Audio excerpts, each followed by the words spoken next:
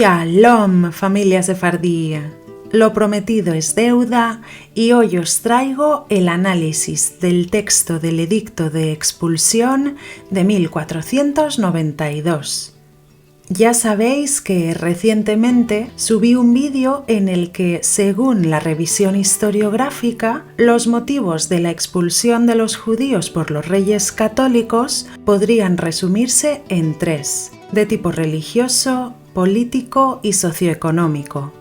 Si aún no habéis visto ese vídeo, os sugiero que lo hagáis para que podáis entender el contexto histórico y las causas que motivaron la promulgación de este decreto, ya que en el vídeo de hoy me centraré únicamente en el texto, sin hacer referencia a las consecuencias históricas, para evitar así repetir la misma información en todos los vídeos. Como ya os comenté, este documento me parece muy interesante desde el punto de vista histórico y considero que muchas de las personas que hablan sobre él nunca se han tomado el tiempo de leerlo y conocer realmente qué indicaron los reyes católicos en esta ordenanza. Sea como sea, y nos guste o no, es un texto sumamente relevante para la historia de España, para el pueblo judío, y me atrevería a decir que también lo es para la historia general, debido a la gran dispersión de los judíos hispanos tras la expulsión, que reconfiguró el mundo sefardí y favoreció su expansión por el Mediterráneo, el norte de África y el Imperio Otomano. Para hacer este vídeo he utilizado una versión modernizada del edicto adaptada al español actual, ya que, como sabéis, el texto original se escribió en el castellano del siglo XV. Podéis consultar la versión original en la Biblioteca Virtual Miguel de Cervantes, donde se conserva en formato digital. Este documento es conocido historiográficamente como el Edicto de Expulsión de 1492, el Edicto de Granada o el Decreto de la Alhambra, aunque en su forma jurídica original se trata de una provisión real, es decir, un documento oficial emitido por la monarquía que ordena acciones específicas a las autoridades locales, funcionarios o instituciones. Fue promulgado en nombre de la reina Isabel I de Castilla y el rey Fernando II de Aragón el 31 de marzo de 1492 en Granada. Fue redactado por la Cancillería Real y en el documento figura Juan de Coloma como secretario real y notario mayor. Se desconoce el número exacto de ejemplares, pero consta que se expidieron múltiples copias oficiales autorizadas para su publicación en ciudades y villas destinadas a su lectura pública en plazas y ayuntamientos. Y ahora sí os leo el edicto. Don Fernando y doña Isabel, por la gracia de Dios, reyes de Castilla, León, Aragón, Sicilia, Granada, Toledo, Valencia, Galicia, Mallorca, Sevilla, Cerdeña, Córdoba, Murcia, Jaén, los Algarbes, Algeciras, Gibraltar y las Islas Canarias, y de otros reinos y señoríos. A todos los judíos y judías de cualquier edad que vivan, residan o se encuentren en nuestros reinos y señoríos, y a quienes esta carta fuere mostrada, salud y gracia. Bien sabéis o debéis saber que en nuestros reinos hay algunos malos cristianos que han judaizado y cometido apostasía contra la Santa Fe Católica, lo cual ha ocurrido, según se ha comprobado, por la relación y comunicación entre judíos y cristianos. Por ello, en el año de 1480, ordenamos que los judíos fueran apartados de las ciudades, villas y lugares de nuestros reinos, asignándoles barrios y lugares separados con la intención de que cesase el daño. Asimismo, mandamos establecer el Santo Oficio de la Inquisición, el cual en estos años ha procedido contra muchos culpables. Pero ahora se nos ha hecho saber que el daño continúa, porque los judíos siguen atrayendo a los cristianos y apartándoles de la fe católica, enseñándoles sus ceremonias y ritos, haciéndoles observar la ley de Moisés, circuncidando a sus hijos, dándoles libros, enseñándoles ayunos y fiestas y otras prácticas de su ley. Todo lo cual redunda en gran daño para la fe cristiana. Por ello, tras mucha deliberación con personas sabias y de nuestro consejo, hemos acordado mandar que todos los judíos y judías de nuestros reinos y señoríos salgan de ellos sin excepción alguna. Y mandamos que salgan con sus hijos e hijas, criados y criadas, grandes y pequeños, antes de finalizar el mes de julio de este presente año de 1492. Y que no se atrevan a regresar ni a entrar en ellos jamás, bajo pena de muerte y confiscación de todos sus bienes para nuestra Cámara y Fisco. Y les concedemos licencia para que puedan vender sus bienes muebles e inmuebles durante el tiempo señalado y disponer de ellos libremente, y llevar consigo lo que pudieren, salvo oro, plata, moneda acuñada y otras cosas prohibidas por las leyes del reino. Y mandamos que ninguna persona, de cualquier estado o condición que sea, los acoja, proteja o defienda, pública ni secretamente, bajo pena de perder todos sus bienes y demás penas a nuestra voluntad.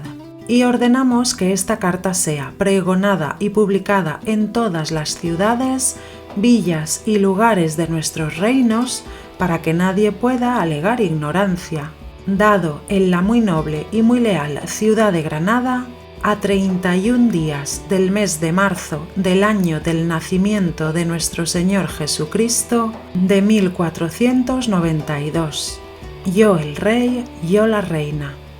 Como ya os comenté en el vídeo sobre la expulsión, la historiografía contemporánea ha tendido a coincidir en que la motivación principal de la expulsión de los judíos en 1492 fue de carácter religioso, vinculado a la idea de la unidad de fe como elemento clave para la consolidación política de los reinos. Este enfoque ha sido trabajado por numerosos historiadores, entre los que se encuentran Yosef Pérez, Henry Kamen, Benzion Netanyahu, Yitzhak Baer, Julio Valdeón, Bernard Vincent, Luis Suárez Fernández o Miguel Ángel Ladero Quesada, con matices distintos pero dentro de una línea interpretativa común.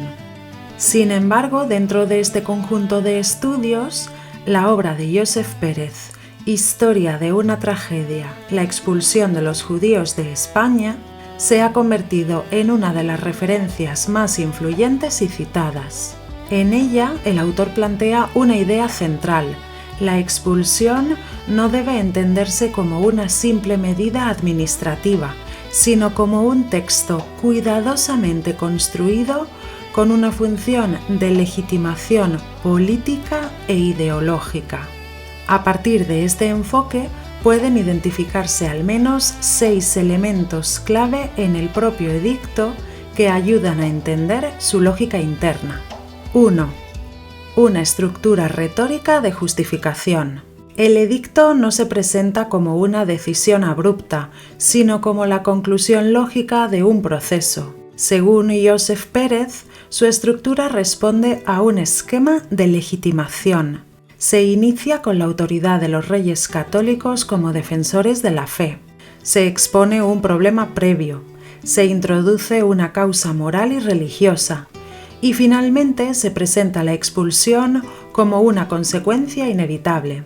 De este modo, la medida aparece como algo necesario más que como una decisión arbitraria. 2. El núcleo del argumento: la corrupción religiosa. El elemento central del texto es la acusación de que los judíos inducen a los cristianos nuevos o conversos a apartarse de la fe católica, No se trata de delitos individuales, sino de una acusación colectiva basada en la idea de influencia religiosa. 3. La expulsión como remedio, no como castigo. El edicto no formula la medida como una sanción directa, sino como una solución preventiva. No se plantea en términos de castigo, sino de protección del conjunto de los cristianos. Esto permite que la monarquía se presente como garante del orden religioso. 4. Omisión de factores económicos y políticos. Uno de los aspectos más señalados por Josep Pérez es lo que el texto no menciona. No hay referencias al peso económico de las comunidades judías, ni a factores fiscales, ni al contexto político de unificación de los reinos. El edicto reduce el problema exclusivamente a una cuestión religiosa. 5. La Inquisición como trasfondo implícito. Aunque no ocupa el centro del texto, la Inquisición está presupuestada como prueba de que el problema no ha sido resuelto. La lógica implícita es que, si los mecanismos existentes no han sido suficientes, la única solución posible es la separación definitiva. 6. Un lenguaje de autoridad absoluta. El edicto se construye con un lenguaje que no admite debate ni alternativa. Se presenta como una decisión dotada de legitimidad moral y religiosa, en la que la unidad de fe y la unidad política aparecen completamente identificadas. Como conclusión, la historiografía ha interpretado el edicto dentro del marco del proceso de construcción del Estado moderno tras la etapa de la Reconquista, en el que la unidad de fe se convirtió en un elemento central del proyecto político. En este contexto, la expulsión se explica principalmente por el temor a la judaización de los conversos y por la necesidad de homogeneizar religiosamente a la población, lo que se entendía como una forma de fortalecer la autoridad de la monarquía. Desde esta perspectiva, el decreto no se entiende únicamente como una orden de expulsión, sino como parte de una lógica más amplia de construcción del poder político en la que la cohesión religiosa se identifica con la estabilidad del reino. En particular, Josep Pérez subraya que el edicto no es un simple acto administrativo, sino un texto de naturaleza ideológica que construye una explicación oficial del problema y presenta la expulsión como la única solución posible dentro de esa lógica. En otras palabras, el edicto no solo ejecuta la expulsión, la legitima y la construye discursivamente antes de aplicarla. Y hasta aquí llega el vídeo de hoy. ¿Qué os ha parecido el texto del edicto? ¿Ya lo habíais leído? Decídmelo en los comentarios, por favor, y recordad que, como siempre, en la cajita de información de este vídeo os dejo el acceso a los libros para que podáis contrastar la información que os comparto. Hoy me gustaría finalizar con un fragmento de la carta atribuida a Isaac Abravanel y Abraham Senior, redactada tras el edicto, y que refleja el impacto emocional que tuvo la expulsión para la comunidad judeo-española. Muchas gracias por vuestro cariño y apoyo y nos vemos en el próximo vídeo. Expúlsennos, arrójennos de esta tierra que hemos querido tanto como vos, pero los recordaremos, Rey y Reina de España, como los que en nuestros santos libros buscaron nuestro daño.